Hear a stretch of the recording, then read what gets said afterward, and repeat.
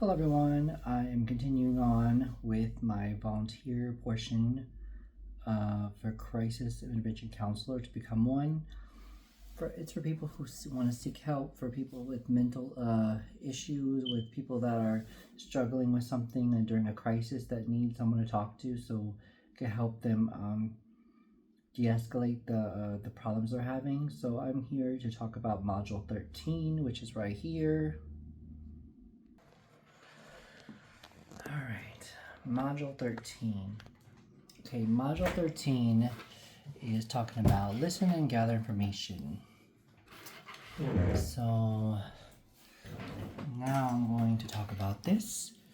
It says in here that your supervisor will usually determine that it's safe to proceed to phase 2 of the conversation. If the texter isn't thinking about suicide or thinking about suicide but hasn't been taking action to harm themselves, this module will focus on how to navigate phase 2 of the conversation when the texter is thinking about suicide. Later, you'll learn to navigate the phase of texters that aren't thinking about suicide. Learning objectives. Identify strategies to understand the texter's overall risk and test safety. Apply active listening techniques to convey the texter that you're fully present and focus on understanding their situation. Gather information effectively and empathetically while exploring suicidal desire, intent, capability, and buffers. Alright, here's the video.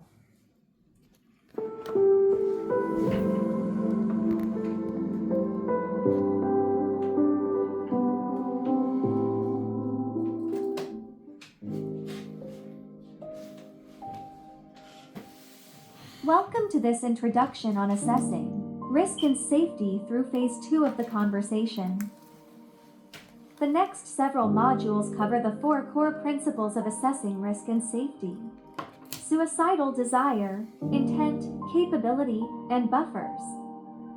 In crisis support, your conversations will help you understand what's happening beneath the surface, and listening is your main tool. You'll learn how to listen deeply and ask the right questions to explore these 4 principles with every texter who has thoughts of suicide or has taken action to harm themselves. We'll also look at ways to manage your own feelings and biases so you can stay fully present and connected.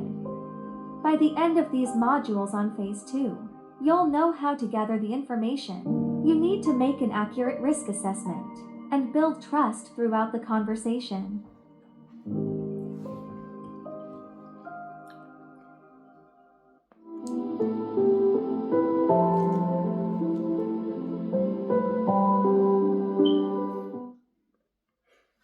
Okay, that's the end of that video.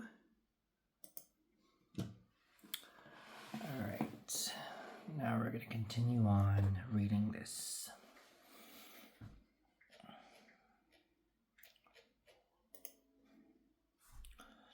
Alright, think of a time when you felt rushed telling a story, explaining a situation. How do you react? People often feel misunderstood or ignored when others don't take the time to hear their stories. Listening to the texters, let's see here.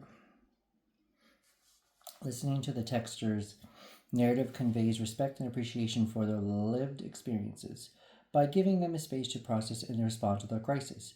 In the second phase of the conversation, you'll continue to listen to actively engage in the texters' discussion of their thoughts about suicide and support them as they share their experiences. You'll gather information as the conversation continues thoroughly, assessing their overall safety and suicide risk. In general, you'll approach the phase by seeking to understand more about the recent events that might have been precipitated a texter's thoughts of suicide. Using active listening skills to convey to the texter that you're fully present and focused on understanding the situation, good contact techniques, clarifying parts of the texter's story, and gathering information to fully understand their overall safety and reduce risk based on the suicidal intent, capabilities, and buffers. Explore the crisis. During the initial phase of the conversation, the focus of the building of the connection, briefly exploring the crisis and assessing immediate safety. When the transition to phase 2, circle back to the part of the conversation where you left off right before assessing the texter's immediate safety. Circling back to the part of the conversation means that you'll continue exploring the current crisis. Giving the texters enough space to share their experience and emotions can help restore emotional balance and sense of control. Otherwise, they might be resistant to participate in the conversation due to a loss of autonomy over their own situation. In general, you want to have an understanding of all elements of the crisis. First one, the participating stressor. What happened to lead to them consider suicide? The reactions of a participating stressor. What emotions, thoughts, behaviors, and physical symptoms they came up with? Use resources and coping mechanisms. How do they try to cope? Maintaining a collaborative and empowering connection. A conversational approach. The conversation should feel like natural and genuine to maintain the texter's engagement. Texters might have trouble engaging the conversation if you sound scripted, impersonal, and judgmental. As such, it is important to be flexible with your approach, better to engage the texter. Conversation may flow naturally, rarely to follow the linear path. In fact, the dynamic and requires the adapt where the texter is leading to a conversation instead of trying to get stuck around to the agenda. All right, balancing activities, active listening skills and questions. Asking questions is an essential tool of the volunteer crisis counselors to immerse themselves in the conversation by engaging with the texture's story beyond listening. However, asking questions in many ways the sense of the context of conversation isn't always easy. Be mindful without asking questions in a way that conveys that you're checking a box, interrogating them. To clarify parts of the texture's story without damaging the connection, balance your questions in good contact techniques such as reflections, validations, strength IDs, strong filling words, and intensifiers. Instructions. Click on the Learn tab to open about, close, and ended questions and crisis support. Open-ended questions. Start. How, what, when, why. Benefits. These types of questions allow the texture to lead what they would like to share and express feels important to them in a conversational matter. It also helps them show interest in what they are going to share. Example, it sounds like they're feeling really hopeless about life. I'm wondering, what will you need to change in order to feel like what you want to be, continue to stay alive? Example conversation, maintain a collaborative, empowering connection. The following example illustrates how to effectively balance active listening skills and questions to engage discussion about the textures, suicides, and thoughts about simultaneously providing support. Texter, I feel like it's just a burden to everyone around me and no one really cares. It's like I'm a ghost, invisible and insignificant. I wake up every day feeling lonelier than ever, hoping I don't live to see another day. Takeaway.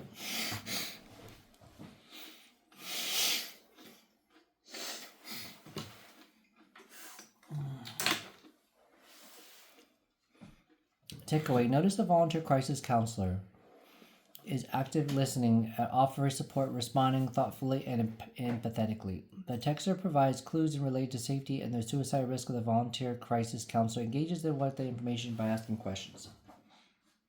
The closed-ended question was used to clarify risk areas of risk, while the open-ended question was used to gather information about their safety. Addressing barriers to connection. If a volunteer crisis counselor feels inclined to run through the conversation to jump quickly into the problem solving, it's possible that something might be hindering their connection with the texter. Okay, so instructions. Each card below contains strategies for overcoming barriers of the connection. Consider the barriers listed and click on the card to flip it and learn how to address them.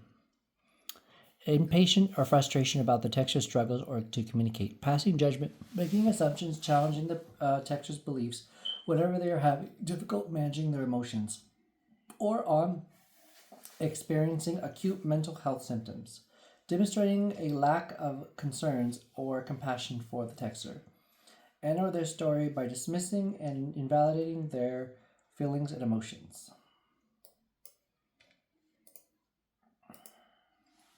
Give the texter time to share their story at a pace that is comfortable. Sometimes texters need more time or stronger connection to discuss more details about their safety. Okay, so practice active listening phase 2. Listening is one of the most powerful ways to build trust and keep texters safe. This quick quiz will help you practice choosing the best responses using validation, reflection, and open close-ended questions to strengthen your connection. Read each scenario carefully and choose the best answer. Review the feedback for each question to reinforce what you learned. Question 1. Every day I feel the exact same. I don't want to wake up ever again. Select the best answer for choices provided. What is your best first response? Either you should feel that way, things will get better soon, or why do you feel that same way every day? What have you tried so far? Well, find something to make you feel better. I can see you've been having this thought often and want pain to end. What does your day usually look like? Every day is an open opportunity to feel better. Don't give up on yourself. I could tell you're doing bad. You're doing your best, and truly believe things will look up for you. So the best answer is 3C. You can see you've been having these thoughts often and won't pain into the end. What does your day usually look like? Question 2. I don't know, my family can't accept me for who I am. I wonder if I should just leave. I feel like they hate me. Select best answers possible. How can you validate what the text is feeling? Either A, it sounds like you feel really hurt and rejected by your family right now. It makes sense to question whether you leaving it is the best response to protect your well-being. B, that's not fair of them. Can you ignore them and live your life the way you want? Leaving might not always be the best option. C, I am so sorry you've been going through that. What would you need to do to leave? Or D, it is normal for families to fight, although it doesn't always take away how hurtful it can be.